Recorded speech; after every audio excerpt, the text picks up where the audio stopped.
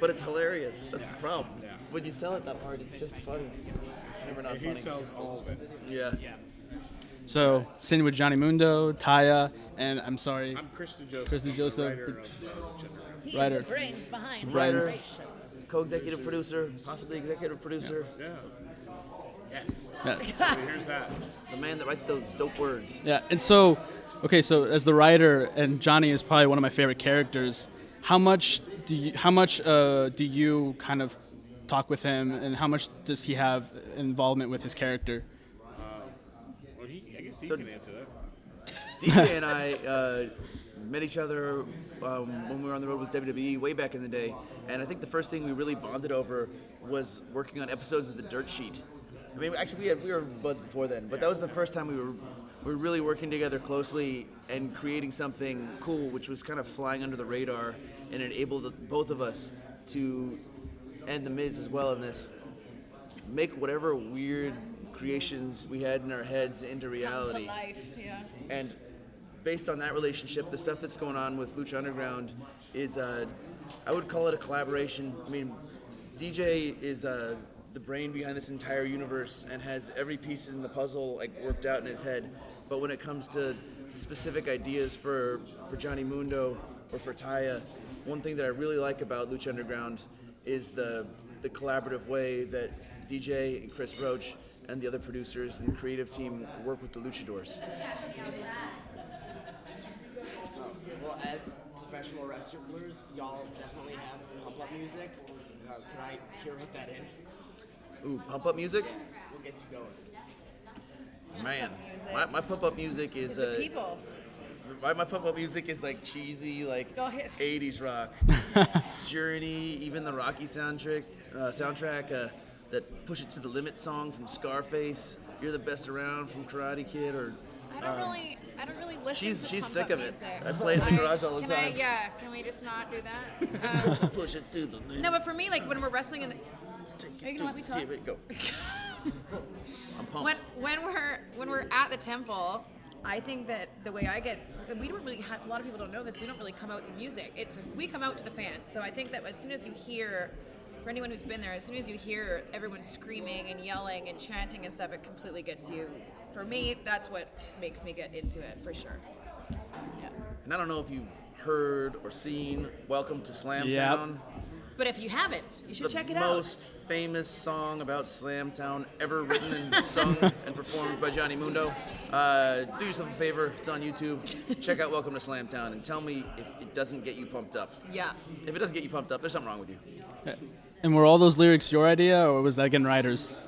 That was produced by a couple music producers that are very talented. The Slamtown, Welcome to Slamtown, I would say the concept was my concept, and it was another collaboration that I worked with a couple of really talented people to put the song together. Yeah. Was. Didn't you play every instrument on that? Oh yeah. I mean, Yeah. obviously. You didn't know that he like plays the violin, he plays the accordion, Banjo, he plays piano, he the plays squeeze everything. box, the drum kit. Sorry. No, that was good. We almost glossed over that. That was an important part of Welcome to Slamtown. Where would you guys say that some of your inspirations for your personality come from? Aside from the mirror, why don't you take it?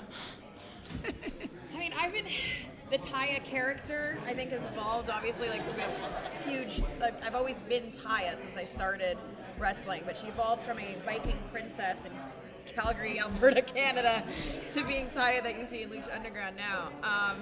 I just get inspirations from artists that I like, or characters that I like in movies, or I'm, like, super, like, into, like, villainous, bad. You like Disney princess villains, right?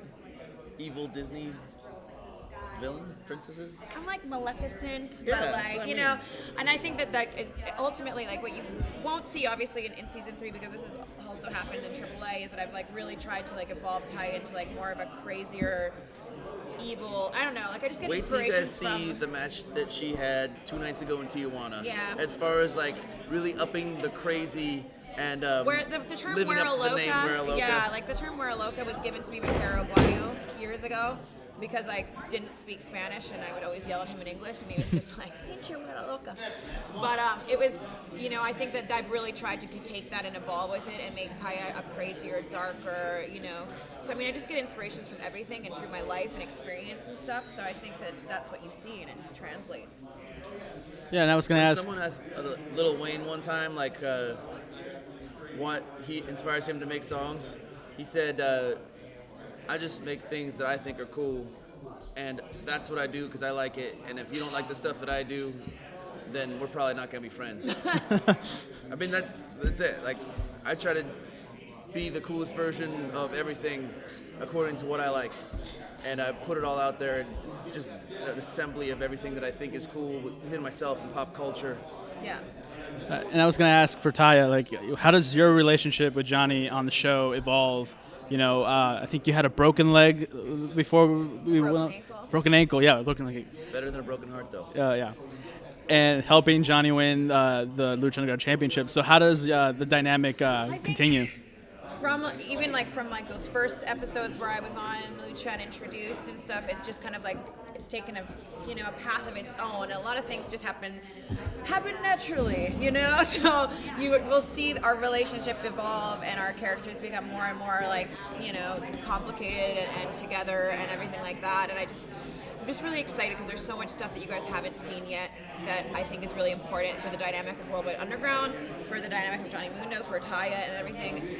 The end of season 3 is pretty crazy, so I just really want you guys all to see it and enjoy it, and definitely let us know what you think. But We're back May 31st on the El Rey Network. First episode back, Johnny Mundo versus the Mac, Iron Man match. all night long. One of the best matches of my career. I can't wait. And as a writer, how did you try to make this different from what is currently out, or what was currently out?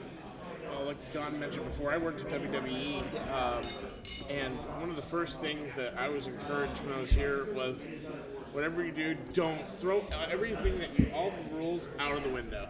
Everything you're used to doing, don't do that. Come to the show and create something different. And I was inspired by that, and really, I think it really pushed me that every time we sit down and we come up with a show or write a storyline, we try to think of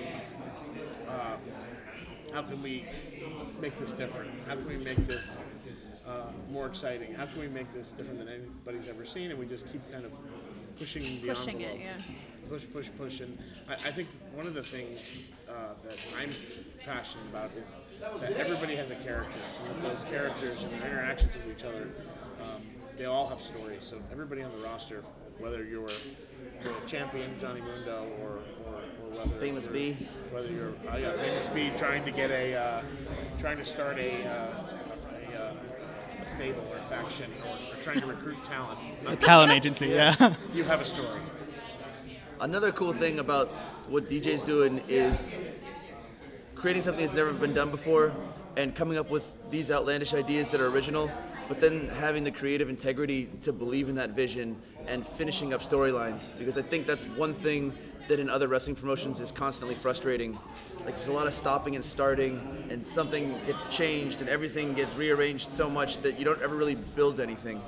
And DJ and the creative team has done a really good job of seeing the storylines through to fruition with Lucha Underground, which is satisfying for me as a talent, and I think also for the viewers. All right. Yeah, as a viewer, if you invest your time and watch the show, even from the very beginning, we'll give you payoffs. And that, to me, you're giving me an hour. You're giving an hour of your time. Everybody has very little time. You give an hour of your time. I want to make sure it's worth your time to go sit and watch it, not have us forget about something or throw something out because it's not happening. But at the same time, it's a little scary because we do shoot in advance, so you got to kind of really trust yourself and trust what you're doing that it's going to work. But when you have performers like our roster, which I think is probably the best in the world, Agreed. it's hard. It's hard to screw that up. Right, and just one last question that I have is the documentary for Johnny Mundo's documentary. Well, is that going to continue? Because we just kind wait. of, yep. Don't worry. Just like we said, every story has a conclusion. So let's wait for it. It's epic. It's Oscar. I should be nominated for Oscars. You're still working on it, though, right? You're still putting Yeah. it together. Yeah. Well, I'm just editing the final Editing. cuts. Yeah. But the potential, obviously, the subject matter is Oscar worthy. I'm My filming is so excited to just, see the second half of season 3 that I will just leave it at that. Yeah. All right.